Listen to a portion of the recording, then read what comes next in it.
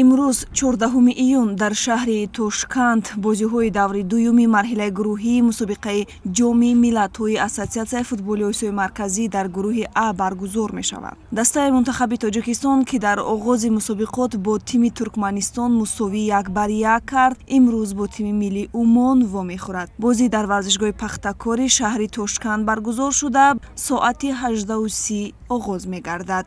Мунтахаби Тоҷикистон тамринҳои пеш аз бозӣ бо дастаи Умонро анҷом дод. Машқҳои дастаи мо дар яке аз майдонҳои тамринии Академияи Бунёдкор сурат гирифта 1 соат давом кард. Ҳама 26 бозигаре, ки дар ихтиёри сармураббӣ Петр Сегерд қарор дорад, ба бозӣ дар пеш истода омодагӣ мебинад ва дар ҳолати хуби ҷисмонӣ қарор доранд. Айни замон мунтахаби Тоҷикистон бо дарёфти 1 имтиёз дар ҷои дуюми ҷадвали гурӯҳи А мавқеъ гирифтааст. Узбекистон садрнишини ҷадвал аст, Умон бошад ҳанӯз холе ба даст наовардааст. Рақобати дастаҳои Умон Тоҷикистонро телевизионҳои варзиш ва футбол мустақиман пахш месозад.